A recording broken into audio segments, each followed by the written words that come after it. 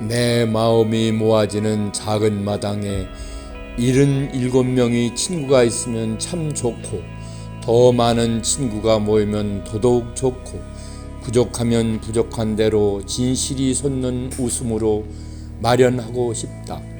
잠시도 그냥 서 있는 내가 아니기에 다시 한번 설친다. 이번 기회에 애국에서 나를 만난 친구도 다시 보고 싶다.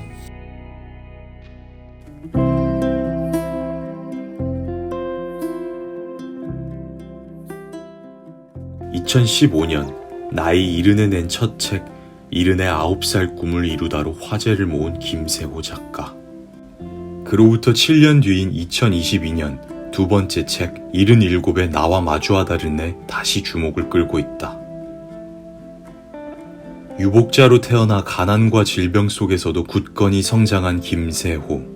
공무원 생활을 거쳐 의료기기 유통 현장에 뛰어들어 국내 판매는 물론이고 동남아, 아프리카, 중앙아시아 등까지 사업을 확대해 한국의 뛰어난 선진 의료 시스템을 수출해온 산업 역군 김세호. 그동안 갈고 닦은 시와 에세이, 그리고 그림 수십 점으로 스스로의 삶을 돌아보고 있다.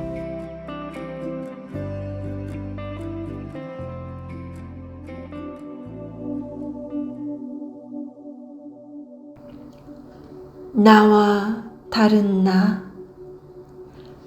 긴 세월 나를 보며 살고 있네.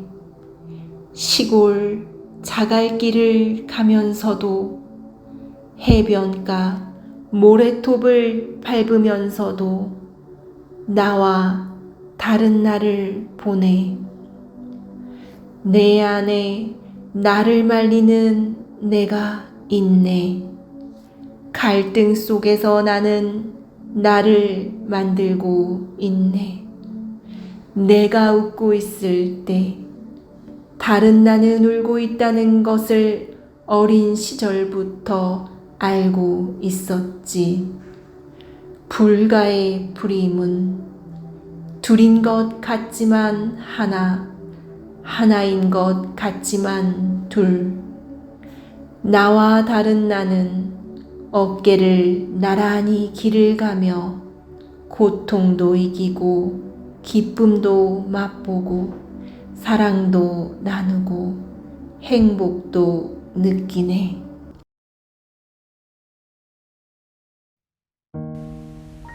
꽃과 엄마. 언젠가부터 꽃하면 어머니 생각이 난다. 어머니와 나는 꽃과는 관련 없이 살아왔다. 어린 시절 가끔 시골길에 피는 들국화가 예쁘다 생각했다. 쪼그리고 앉아서 한떨기 들국화를 보며 즐거워하는 나의 모습을 안쓰러운 얼굴로 바라보시던 어머니. 아들의 어깨에 손을 얹고 꽃이 예쁘냐고 물으시며 눈시울을 붉게 물들이던 엄마의 검고 주름진 얼굴을 나는 잊지 못한다. 그 사건이 있고 난 뒤 나는 대놓고 꽃을 좋아하지 못했다. 왜냐하면 꽃을 좋아하는 것도 어머니를 힘들게 하는 것으로 생각했기 때문이다. 저 멀리서 꽃향기가 날리면 아, 아름답고 향기롭다 라며 속으로만 사겼다. 그리고 고개를 푹 숙인 채 엄마 얼굴을 생각했다. 지금 생각하면 소심했던 어린 시절의 이야기다. 긴 세월이 지나 서울 관악구 신림동에 집을 장만하고 이사하게 되었다. 그 집은 사업으로 돈을 번 후 처음 내 손으로 지은 집이다. 3층 규모의 제법 큰 집이었다. 그 집에 살면서 어머니는 내가 들인 용돈을 모아 작은 화분을 하나 둘씩 사모으시고는 베란다에서 매일같이 정성으로 기르셨다. 처음에는 늦은 나이에 새로 생긴 심심풀이 취미거리라고 대수롭지 않게 생각했다. 그런데 해가 갈수록 화분의 수가 늘어갔다. 베란다 가득 꽃향기가 가득해졌다. 봄부터 가을까지 계절을 가리지 않은 작고 예쁜 꽃들이 어머니의 애정어린 손길로 피었다 지기를 반복했다. 어느 휴일 화분에 물을 주면서 어머니께 왜 이리 많은 화분을 샀는지 여쭈어 보았다. 어머니는 잠시 옛날을 회상하듯 아련한 눈길을 나에게 건넸다.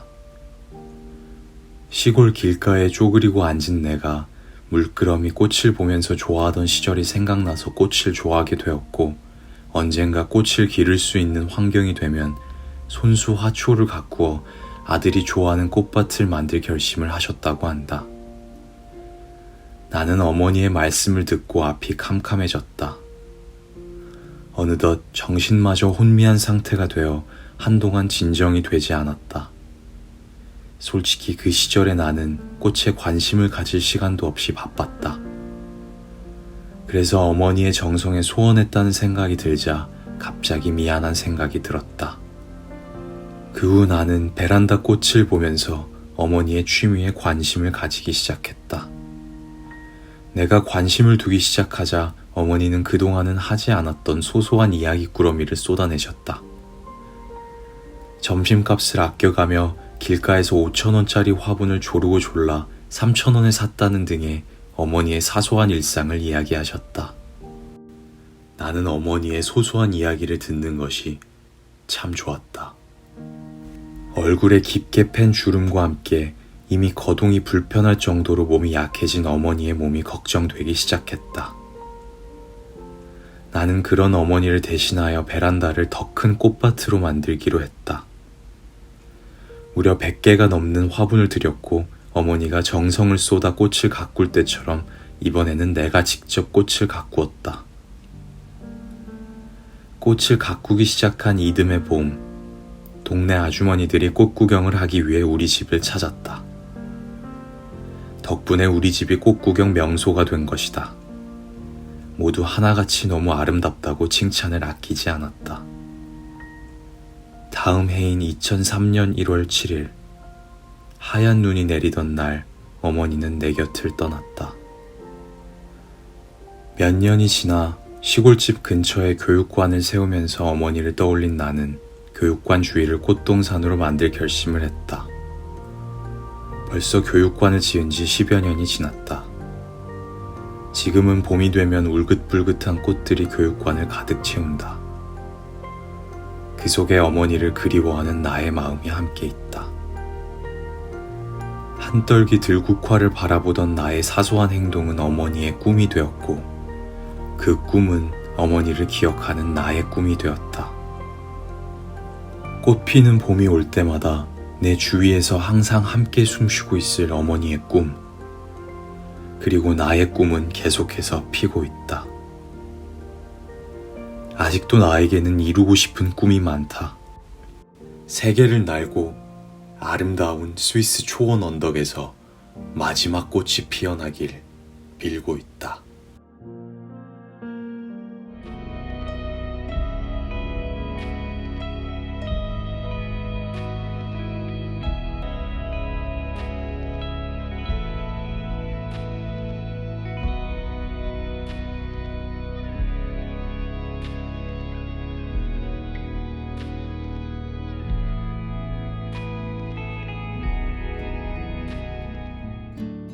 할아버지께서 첫 책을 출판하시고 몇 년 후 농담스럽게 던지셨던 그 말씀이 이렇게 현실로 이루어질지는 꿈에도 몰랐습니다.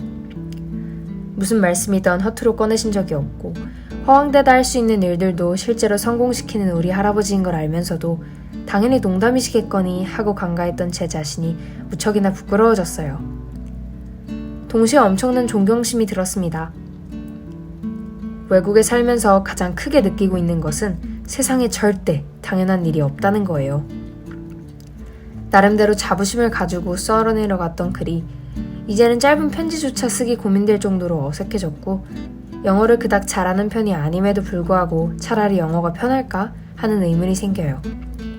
제 진심이 담긴 글 대신 학교 과제용 에세이를 쓰는 횟수가 더 늘어나면서 점점 마음을 표현하는 방법을 잃어가는 것 같아요.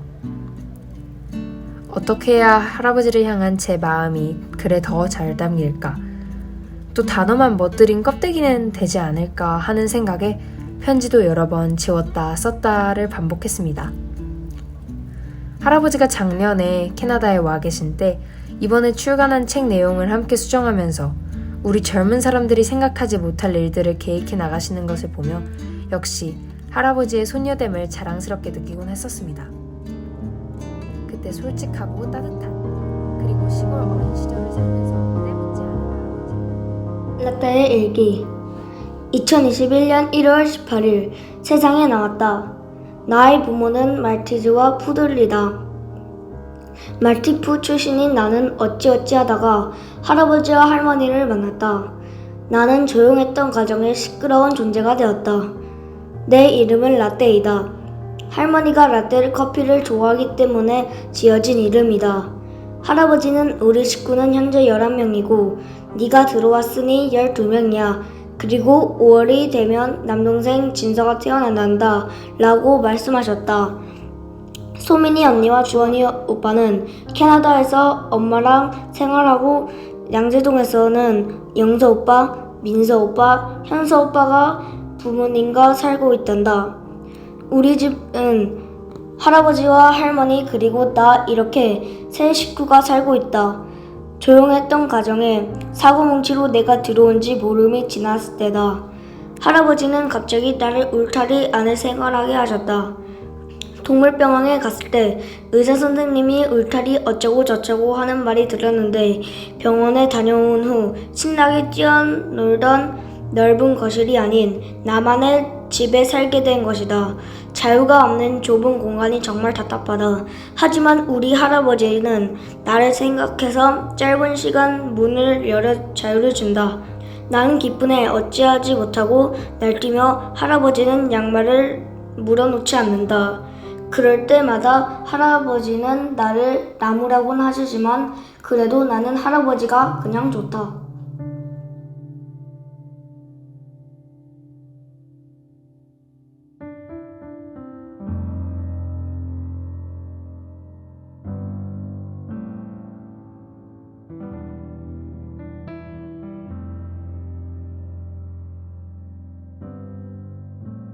아내의 베트남 다낭 여행. 며칠 전부터 준비한 여행 가방 탁자 위에 놓여 있다. 곰끝과 약봉지도 준비한다. 아침마다 몇 번씩 읽어보는 여행 스케줄. 보고 또 본다. 아들, 딸, 남편에게 받은 달러 지폐. 마음은 벌써 다낭의 네온 사인에 둘러싸여 있다. 몸은 아파도 약 먹고 주사 맞고 비행기에 오른다. 다낭에서 날아온 문자. 밥은 먹었어요. 약도 먹고. 걱정 말고 여행 잘해. 알았어. 응. 아내의 마음은 한국과 베트남을 왔다 갔다 한다. 아내. 수줍어 고향길 돌아설 때 꽃다운 26세 물오른 나이. 나 하나 보고 햇님 달님 보고 지나간 40년. 하늘 보며 눈물 짓던 세월. 아들 딸 낳아 세어진 얼굴. 손자 손녀 5명 굽어진 허리. 미안한 마음에 가는 세월 잡아주고 싶어 자꾸만 손을 젓는다. 40년 같이 한 아내여, 우리 저승도 손잡고 같이 가자고.